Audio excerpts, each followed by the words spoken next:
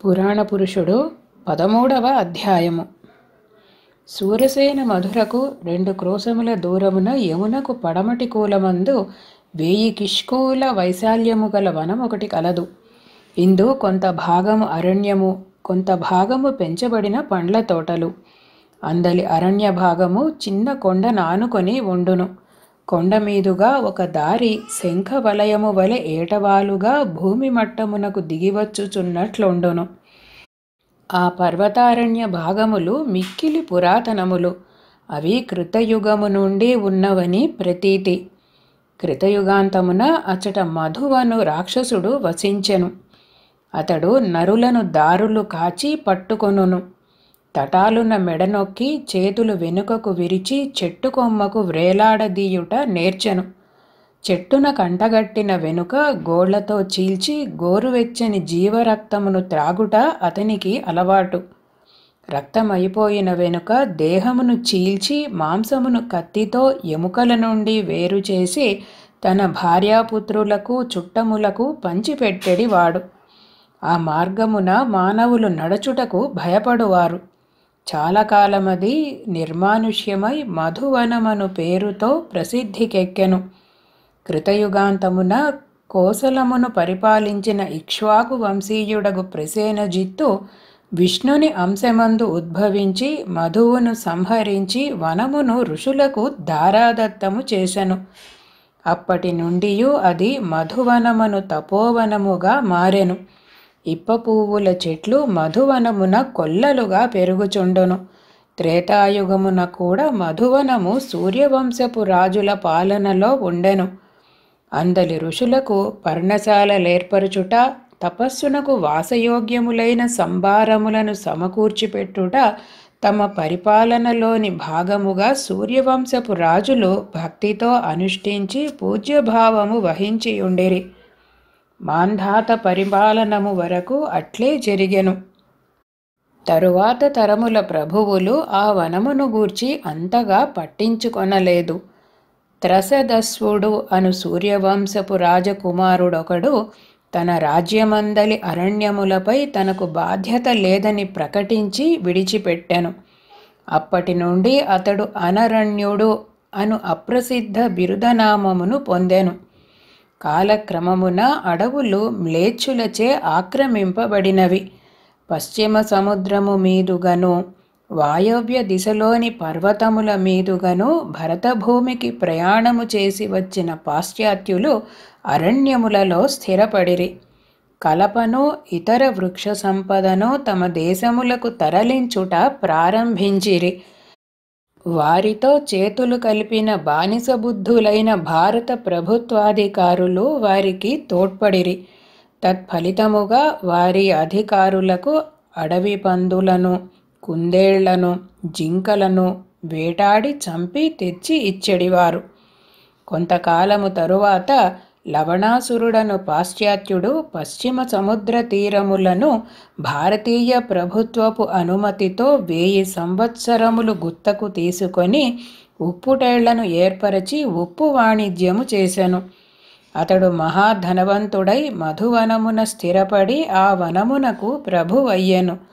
తన దేశముల వారిని, వారి నాగరికతను భరతభూమియందు నెలకొల్పుటకు పెద్ద సన్నాహములు చేసెను.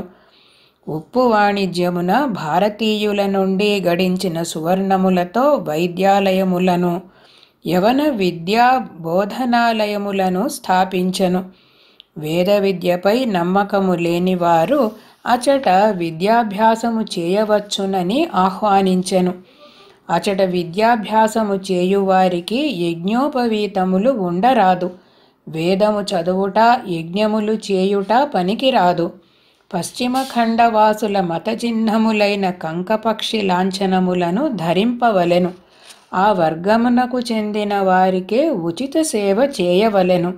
మిగిలిన వారు విద్యాభ్యాసము చేయదలచినను, వైద్య సహాయము పొందదలచినను అపారముగా సువర్ణములను చెల్లింపవలెను. లవణాసురుని వర్గముగా ఒక చిన్న పరిపాలక వర్గము ఏర్పడెను. వారు దేశమున వర్గభేదములను రేపిరి. ఆ వర్గభేదములకు పుట్టిన దుండగములకు ప్రజలు గగ్గోలు పడిరి. రఘురాముని తమ్ముడైన శత్రుఘ్నుడు యుద్ధమున లవణాసురుని సంహరించెను. వాని పరివారమును నావలపై వారి దేశమునకు తరిమెను. దానికి మెచ్చి రఘురాముడు శత్రుఘ్నుని మధువన రాష్ట్రమునకు రాజుగా నియమించెను. శత్రుఘ్నుడు మధువనమునకు సమీపమున రాజధానిని నిర్మాణము చేయించి దానికి మధుర అని పేరు పెట్టెను. ప్రస్తుతము ఉగ్రసేనునకు సంక్రమించిన మధురా పట్టణము ఇదియే. ఉగ్రసేనుడు మధువనమును చక్కని పండ్ల తోటగా మార్చెను. అందు కొన్ని వేల కుటుంబముల వారు వనపాలకులుగా పనిచేయుచు జీవనోపాధులు గడించుకొని అచటనే వాస్తవ్యతలు ఏర్పరుచుకొనిరి. వసుదేవుడు అచట కొంతకాలము వసించి గోగణములను వృద్ధి చేసి వైశ్యుల కుటుంబములకు అప్పజెప్పెను. నగర వాణిజ్యమును వదిలి వసుదేవుని ఉద్యమమును చేరుట వలన ఆ వైశ్యులు వ్రజగణమని పేరు పొందిరి. వ్రజగణములనగా విడిచిపెట్టిన వారని అర్థము. కంసుడు వసుదేవుని ఉగ్రసేనుని కారాబద్ధులను చేసిన వెనుక మధువనమందలి వైశ్యుల కుటుంబములను వెడలగొట్టి ఆలమందలను స్వాధీనము చేసుకొనెను. అప్పటి నుండి ఆ వనము ప్రభుత్వ పశు విక్రయశాలగా మార్చబడెను. గోవర్ధన సీమయందలి గ్రామములలో నందగోపుని అధీనముననున్న వ్రజ కుటుంబముల వారి దగ్గర నుండి సుంకముగా కొన్ని లక్షల గోవులను కేసి స్వాధీనము చేసుకొనెను. అందు సగభాగము మాత్రము కంసునకు లెక్క చెప్పి మధువనమునకు త్రోలెను. మిగిలిన సగము రహస్యముగా హస్తినకు తరలించెను. అచట నగర వాస్తవ్యులకు క్షీరము, పెరుగు, వెన్న విక్రయము చేయుటకై పెద్ద గోవుల కేంద్రమును ఒకదానిని ఏర్పరచెను. దాని ఆదాయమునందు 3వ వంతు కేసికి, 3వ వంతు ధృతరాష్ట్రునకు పోను. మిగిలిన 3వ వంతు హస్తినలోని కోశాగారమునకు చెందును. మధువనమున మరి ఒక గోవుల కేంద్రం ఏర్పడినది. అందలి ఆదాయమున సగము కంసునకు, సగము కేసికి చెందును. అచటి గోవులను సంరక్షణము చేయువారిలో కంసునకు విశ్వాసపాత్రులైన వారు చాలా తక్కువ. ఆశ్రితులచే సేవలు చేయించుకొనుటయే గాని కంసుడు ముట్టజెప్పుట ఎరుగడు. కేసి మాత్రము కొన్ని కుటుంబములను ఆదరించి లాభములలో కొంత మొత్తమును వేరు చేసి పండుగలకు, పబ్బములకు వస్తురూపమునను ద్రవ్యరూపమునను వారికి ముట్టజెప్పుచుండెను. ఈ కేసి భటవర్గమునకును కంసుని భటులకును సరిపడదు. అభిప్రాయ భేదములెక్కువై పరస్పర విద్వేషములు ప్రబలెను. ఆశ్రితులలో వర్గద్వేషములను పాలుపోసి పెంచుట లంచగొండి ప్రభువులను ప్రభుత్వాధికారులను అవలంబించు తాంత్రిక విధానము. వైశాఖ బహుళ అష్టమి నాటి ఉదయమున ప్రభుత్వ గోపాలకులు క్షీరములను పెద్ద పీపాలలో నింపుచున్నారు. ఎడ్ల శకటములపై బయలుదేరి కొందరు ఆ క్షీరమును మధురా నగరమునకు తరలించుచున్నారు. చెట్ల కింద బంధింపబడిన గోవులు బలిష్టములై శంఖముల వలె కన్నులకింపుగా ఉన్నవి. మెడలలోని ఘంటలు మ్రోగుచుండగా తోకలు విదలించుచు ఎందులకో కన్నీరు కార్చుచున్నవి. ఆ గోవులకెదురుగా కొంచెము దూరమున కొన్ని వేల గోవత్సములు బంధింపబడకయే నిలబడి ఉన్నవి. తల్లుల వైపు తిరిగియున్న దూడలు కదలవు, మెదలవు. పాలన్నీయు మిగులకుండా వాణిజ్యమునకే స్వీకరింపగా చనిపోయిన దూడలవి. వారు వానిని భద్రపరచి పరిశుభ్రము చేసి దూదితో నింపి యథాతథముగా నిలబెట్టిరి. అది అచట సంప్రదాయమైనది. కంసుని ఉత్తర్వుల ప్రకారము వారట్లు చేయుట నేర్చిరి. కేసి మాత్రము దానికి అంగీకరింపలేదు.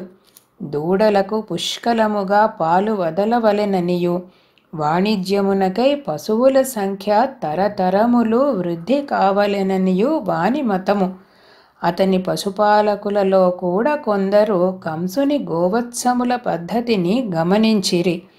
దూడలకు విడువవలసిన క్షీరమును దొంగతనముగా వేరుచేసి నగర ప్రాంతములలో సొంతముగా వాణిజ్యము ప్రారంభించిరి. దానికి అంగీకరింపని వారు తమకప్పజెప్పిన గోవత్సములను పుష్టిగా పెంచుకొనుచుండిరి. ఇట్లు కేసి వర్గము వారిలో కూడా మరల 2 వర్గములు ఏర్పడినవి. ఒకరిపై ఒకరికి కంటకింపు.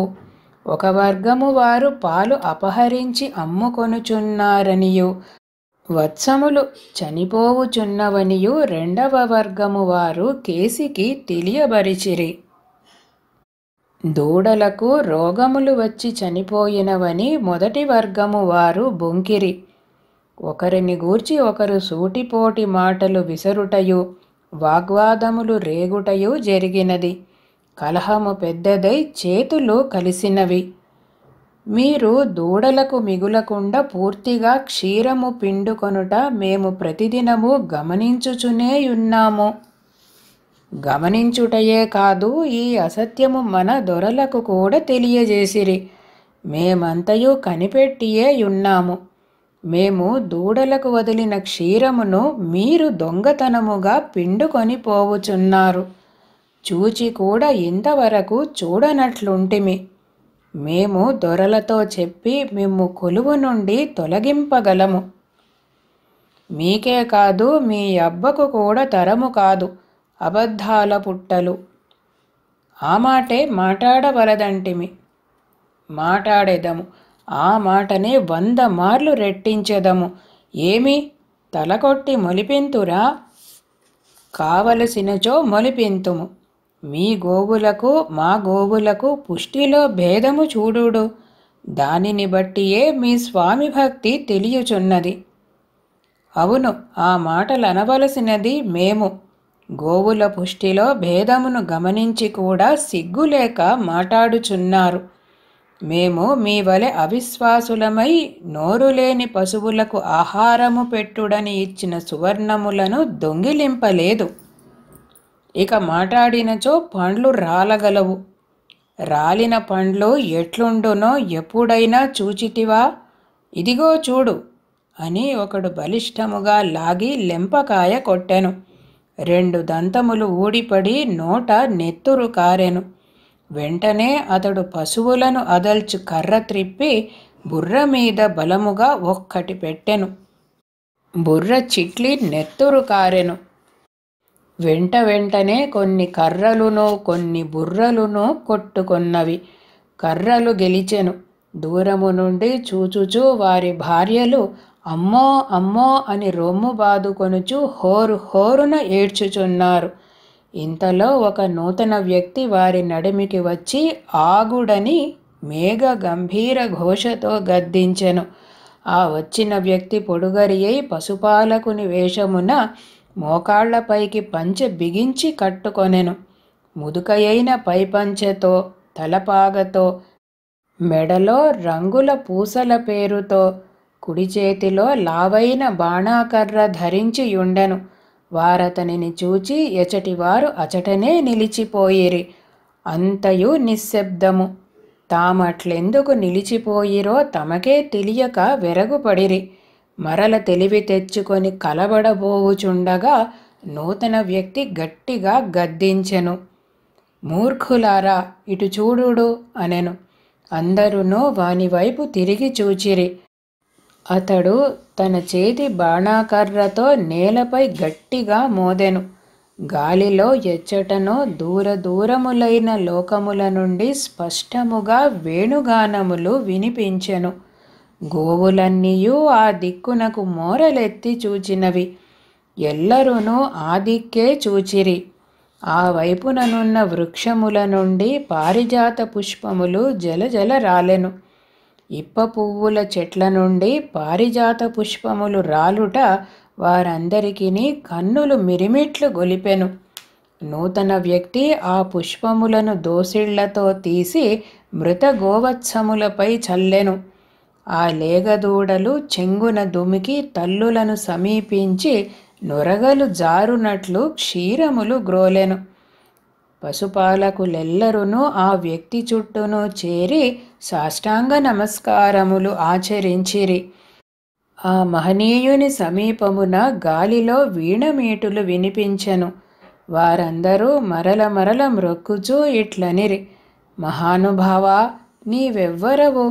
దేవుని వలె దిగివచ్చితివి. నూతన వ్యక్తి: కాదు, దేవుడు వేరుగా దిగివచ్చును. పశుపాలకుడు: అతడు అష్టమ గర్భమున దిగివచ్చును. నూతన వ్యక్తి: ఇది తెలిసియే ఇట్లు ప్రవర్తించుచున్నారా?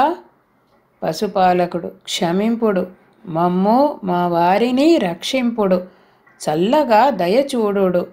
యజమానుల చిత్తవృత్తిననుసరించి మేము మెలగుచున్నాము, అంతేగాని మాకు గోవులయందు భక్తి లేక కాదు.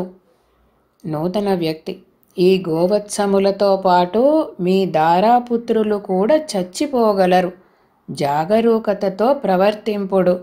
మీ ప్రభుత్వాధికారులు చచ్చిన మీ దారాపుత్రులను బ్రతికింపలేరు. వారి మృతదేహములలో దూది నింపి కుట్టినచో మీ సంసారములు నడచునా? పశుపాలకుడు: రక్షింపుడు, బ్రతికియున్నచో బలుసాకు తినవచ్చును. మాకు మార్గమునుపదేశింపుడు. మీ శిష్యులమై మీ కాలు మ్రొక్కుచూ బ్రతుకగలము. నూతన వ్యక్తి: అక్కరలేదు. మీరు మ్రొక్కదలచినచో మ్రొక్కులను స్వీకరించుటకొకడు వేరుగా దిగివచ్చును. పశుపాలకుడు: అష్టమ గర్భమున దిగివచ్చువాడేనా? అతడు దేవకీదేవి గర్భమున పుట్టగలడని మధురలో కొందరు పెద్దలు చెప్పుచున్నారు. కానీ పాపము దేవకి చెరసాలలో ఉన్నది కదా. నూతన వ్యక్తి: పురాణ పురుషుడు దిగిరాదలచినప్పుడు చెరసాల అడ్డము కాదు. పిడుగుపడినచో కిరీటము అడ్డుపడునా? దేవకిని చెరపట్టినవాడు కంసుడు కనుక అతడేమగునో మీరే ఊహింపుడు. ఈ కంసుడు కేసి మీకు శాశ్వతము కాదు. వారి కొలువు మీకు జీవనోపాధి అని నమ్మినచో ఎండి వ్రేలాడుచున్న కొబ్బరి మట్టను పట్టుకొని పెనుగులాడివాడు ఏమగునో మీ గతియు అట్లే అగును. మీ ప్రభువుతో ప్రభుత్వోద్యోగులును మీరును నామరూపము లేకుండా పోవుదురు. పశుపాలకుడు: మాకు మీరే దారి చూపవలెను. బిడ్డ పాప గలవాండ్రము. మాకు దారి చూపి రక్షింపుడు. మీ పేరు చెప్పుకొని బ్రతుకగలము. నూతన వ్యక్తి: అయినచో వినుడు. నేనిప్పుడు తలచుకొనినచో మిమ్మందరను సురక్షితముగా ఆలమందలతో మాయము చేసి స్వేచ్ఛా స్వాతంత్ర్యములు గల తావున నిలుపగలను. కానీ మీరే ప్రయత్నించి ఆ తావునకు పోవుట మంచిది. పశుపాలకుడు: ఆ ప్రదేశం ఎక్కడా? నూతన వ్యక్తి: గోవర్ధనగిరికి సమీపమున వ్రజమను గ్రామమున్నది. దానికి నందగోపుడు అధిపతి. మీరచ్చటకు పొండు. నందుడు మిమ్మాదరించును. ఈ రాత్రి 2వ జాము దాటిన వెనుక గోవులను తోలుకొని బయలుదేరుడు. ఈ గోవులును గోవత్సములును నందగోపుని మందలకు చెందినవి. కేసి భటవర్గమైన ప్రభుత్వోద్యోగులు వీనినెత్తుకొని వచ్చి కంసునకు కేసికి అధీనము చేసిరి. గోవత్సములకు హాని తలపెట్టిరి. కనుకనే రక్తపాతము జరిగినది. మూర్ఖులు కర్మఫలములను ఊహింపలేరు. మీరు గోవులను ఎంతగా ఆదరించెదరో అంతగా మీ కుటుంబములు క్షేమముతో వర్ధిల్లును. నందగోపుని సొమ్ములు నందగోపునికి అప్పజెప్పి మీరతని కొలువున నిలిచినచో క్షేమము కలుగును. పశుపాలకుడు: చిత్తము. మరి మాకు కేసి వలన బాధలు కలుగకుండునట్లు అభయమీయవలెను. నూతన వ్యక్తి: నందగోపుని రక్షణలో మీకెట్టి ఆపదయు కలుగదు. సురక్షితముగా వర్ధిల్లగలరు. పోయిరండు. ఓ